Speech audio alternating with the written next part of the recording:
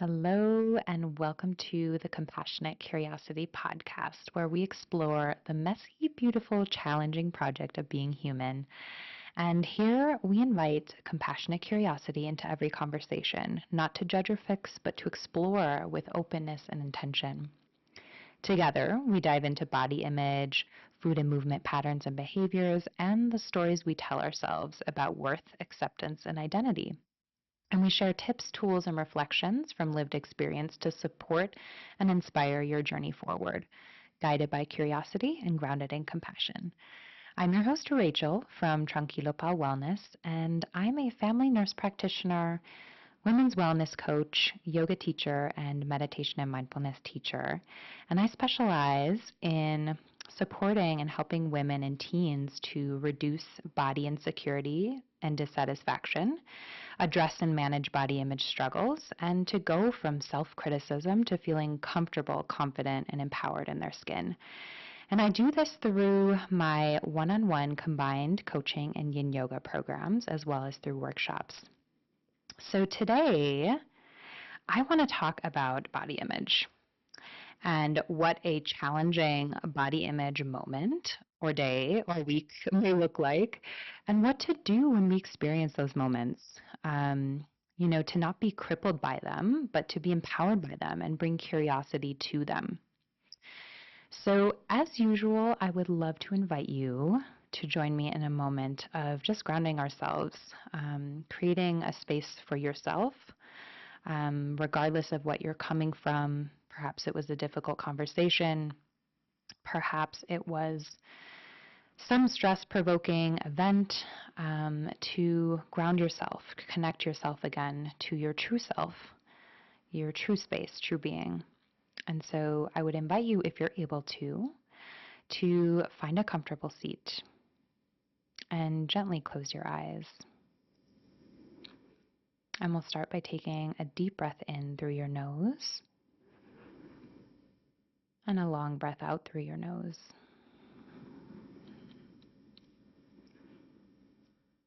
And a deep breath in, counting for 4,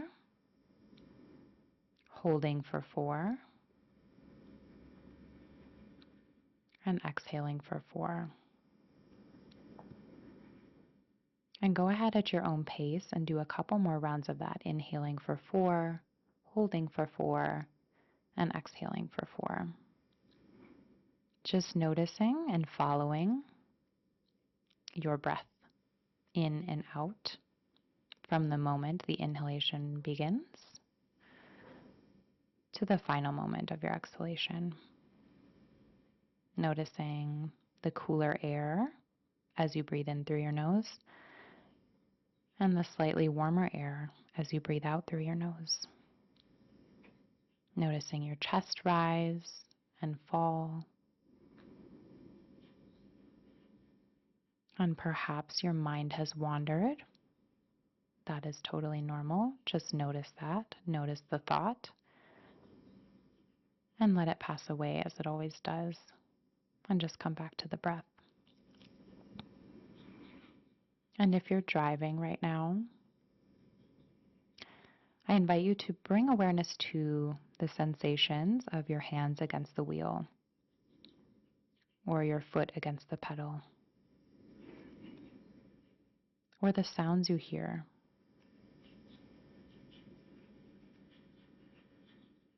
And together, let's take one last long inhalation through your nose and an exhale through your nose. Gently opening your eyes when you're ready and inviting the world back in. Thank you so much. So the reason why I want to focus on body image this week is because I have had a particularly rough past few days with body image myself. And so I wanted to share with you how that's been for me. And to go from there. And so let's see. It was a couple of days ago. I was getting out of the shower. I looked in the mirror and was immediately displeased with my thighs.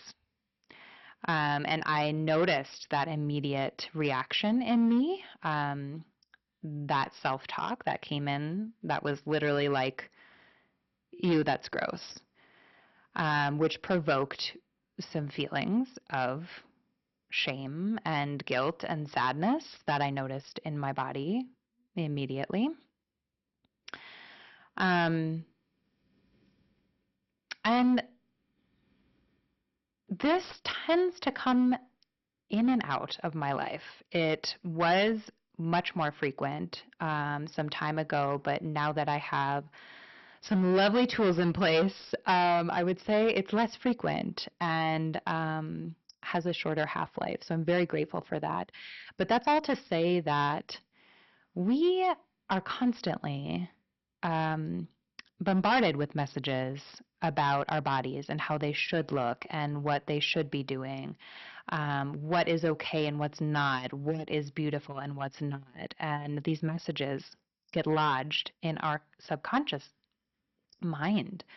Um, and so it's really common for these really challenging moments to pop up from time to time. They can be triggered and activated by so many different things. It could be something you saw on social media. It could be comments from others about your appearance, your weight or shape, whether that was, malicious, like intentional or not, that triggered that reaction for you. It could be looking in the mirror like it was for me. It could be trying on clothes.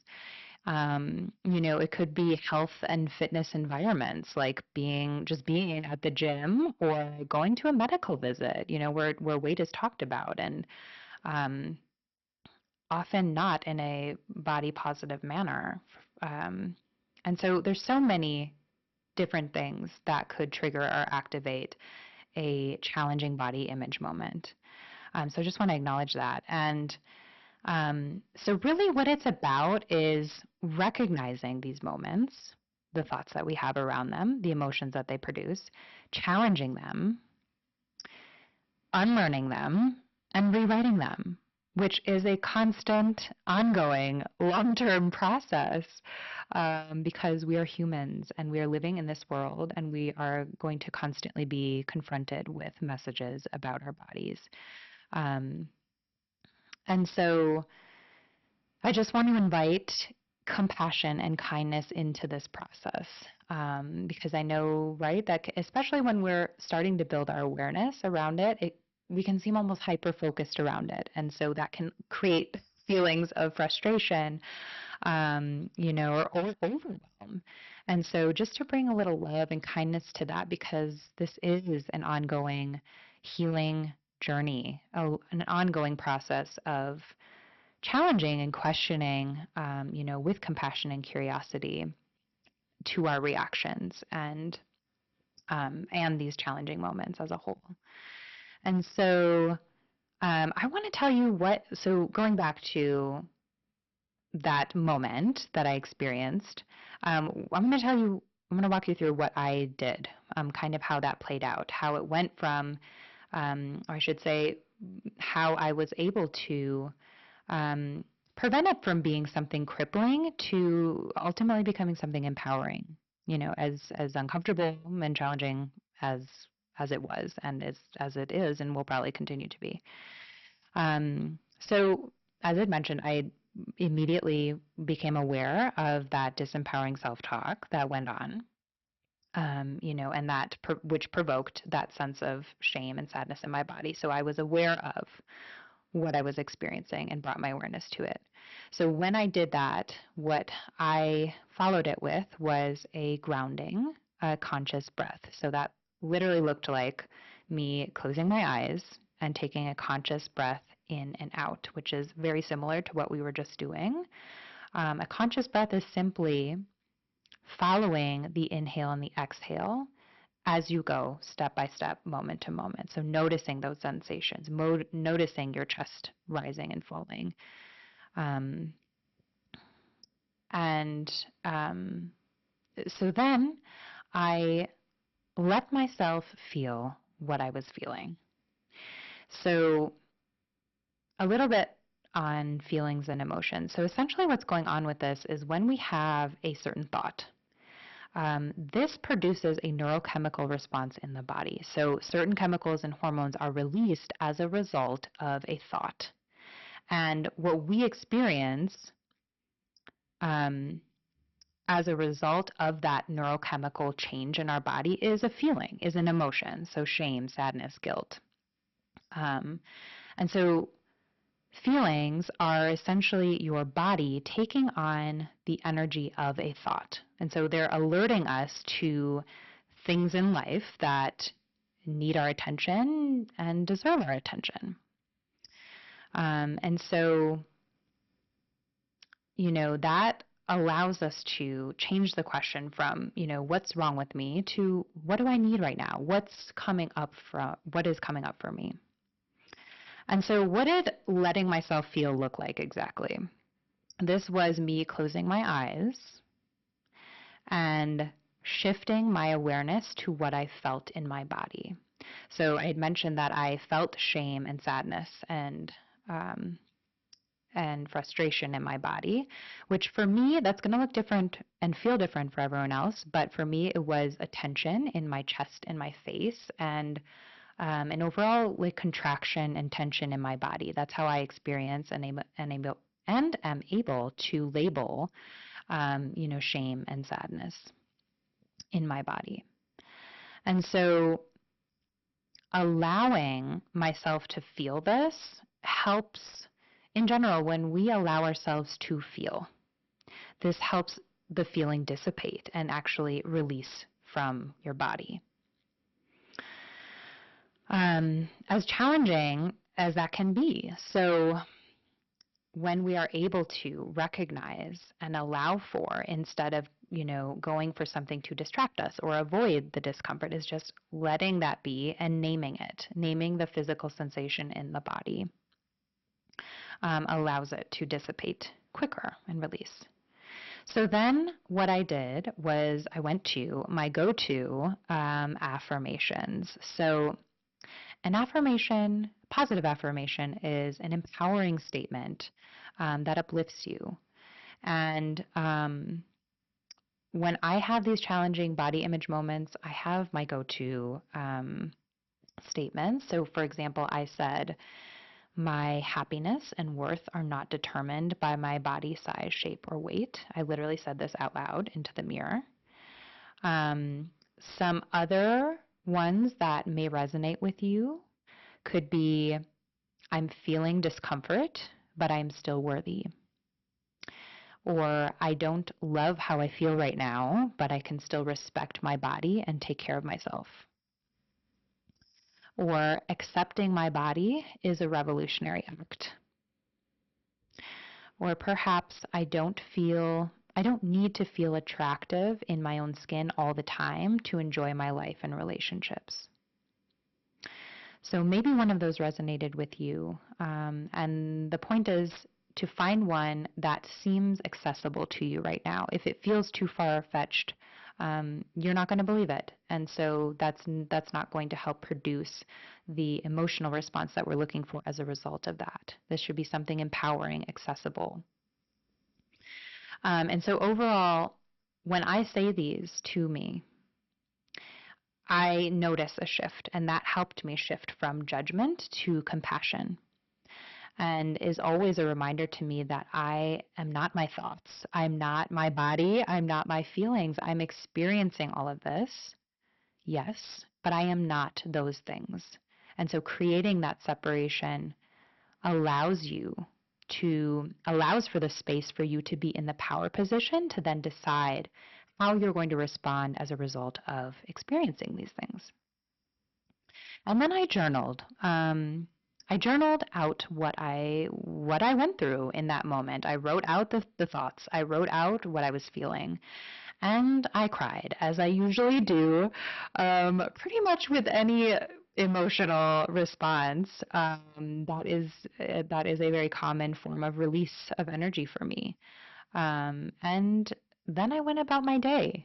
And so, and sometimes these moments take longer than others, and sometimes they pop up later in the day too. but they no longer have a hold on me. They're no longer crippling. And so I want to talk about three other ways, three other strategies that I invite you to try out when you do notice that you're being triggered or, and sometimes we don't know what we're feeling exactly, especially if we're in the beginning stages of bringing our awareness to our emotions, knowing what they are, knowing how they express themselves in your body. When that's something new, sometimes we don't know exactly what that emotion is to label it, but we just know we feel like shit. And so when you do have those moments, I'd invite you to try out one of these techniques. So the first one is the 3-2-1 grounding technique. Okay, why do we want to do this? So when we ground ourselves, in other words, connect back to the present moment, we are breaking the cycle of whatever self-talk is going on. This is redirecting your attention away from the disempowering body image trigger. And so the 3-2-1 technique involves stopping what you're doing, taking a look around, and noting three things that you see, saying them out loud, two things that you hear, and one thing you touch. Okay? And just noticing what comes up for you when you finish that. Noticing if you feel any different. The second strategy is the shift the focus mirror exercise. So this is particularly helpful when you do catch yourself fixating on a perceived flaw in the mirror, which helps shift your attention toward appreciation and neutrality. I just want to say here, with all of these techniques and strategies, the intention is not to avoid or distract, right? We are honoring what we're experiencing, the thoughts, the feelings. We're recognizing them, we're naming them, and we're allowing them. But then we're shifting our attention and our energy to something that will better serve us in this moment. So the 5 steps within the shift the focus mirror exercise are: 1, pause and step back from the mirror or turn around, whatever feels better. 2 is acknowledge what you were just thinking or saying to yourself, either out loud or in writing. So like, for example, I notice that I'm having the thought that my thighs look nasty. And then step 3, ask, what else is true? What else can I notice? Instead of fixating on body size, shape, or features, look at expressions, strength, presence, or something neutral. So this could be like the color of your eyes, the shape of your hands, how your body moves, or perhaps just acknowledging that I am more than my body. This is a vessel that allows me to live and experience my life. And step 4 is choose one statement of gratitude, even if it's small. So, like, for example, these arms allow me to hug the person I love, or these thighs allow me to stand and walk and move about my day. Or perhaps it's saying, I don't have to love my body today, but I can respect and honor it. And step 5 is to then shift to an activity that's body neutral. So like gentle stretching, or making a warm drink for yourself, or putting on a cozy sweater. Our third strategy that I would invite you to try out is a posture shift. So as I was mentioning, it's common for shame and guilt, and sadness to manifest as a form of contraction in the body, a tension in the body. And so shifting to a power posture, which is really cool, there's been research on this now that shows that when you change your body posture to one of these power postures, you're creating an actual energy shift in your body. So a new message is being sent to your brain, one of openness and empowerment rather than collapse and shame. So, what would this look like? So, for example, you can start by rolling your shoulders back, lifting your chin slightly, placing your hands on your heart, closing your eyes, and taking a few deep breaths in through your nose and out through your mouth, and noticing how you feel after that. So I hope that that helps. I hope that one of those techniques and strategies resonates with you, and I would invite you to try them out. See the next time that something challenging comes up when you are not feeling good in your body, when you notice frustration or notice a lot of mirror checking, and noticing your energy and disempowering emotions come up as a result of that. Try one of these out and see what happens. And I want to make a note here that challenging body image days or moments don't last forever, but our response to them matters. So, um, we build resilience through repeated, compassionate actions. Um, we strengthen those new empowering neural pathways that ultimately dictate how we feel and how we act moving forward. And so every time you are able to break the cycle of a disempowering self-talk or a disempowering emotion and replacing it with an empowering one, you are strengthening those new neural pathways. And every time it's strengthened, the more it becomes hardwired and the old ones are dying off. So there's literal changes going on in your brain. And so, when it does feel like, wow, this just keeps happening time and time again, know that every single time that you make an intentional effort to replace, you are rewiring your brain. And that is creating lasting change. And so, a reminder what we're trying to do here is with these challenging moments is to accept. It's not forcing positivity that feels, so far off, so far fetched. It's allowing the emotions to exist, allowing our bodies to be as they are, even if we don't like it. So we're not loving our bodies, we're not hating our bodies. It's accepting, allowing it to be. And a reminder to bring compassion, kindness, and curiosity to those hard moments and days. Your worth is never tied to how you feel about your body on a given day. There's a few action steps I want to invite you to take this week. Some journaling questions, some journaling prompts here this week are: when was my last challenging body image moment? What do I remember feeling?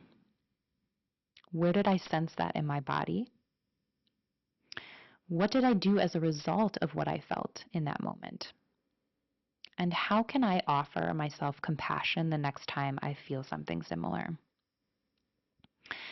And I want to invite you this week to try out one of the tools the next time you are having a hard moment and see what happens. And I would love to hear from you about which one you tried, how it went for you, what worked, what didn't, and connect. If you feel like this is something you struggle with frequently and are looking for support, this is one of the things we focus heavily on in my coaching programs that may be of benefit to you.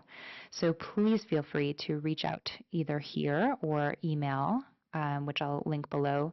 I also have a free short and sweet body acceptance guide on my website as well, that gives you 3 action steps that you can take to start to feel comfortable in your body right away. So I'd encourage you to check that out as well. And until next time, may you know that you are not alone. I am here with you. May you be guided by curiosity and grounded in compassion. Sending you love, light, and gratitude today and always.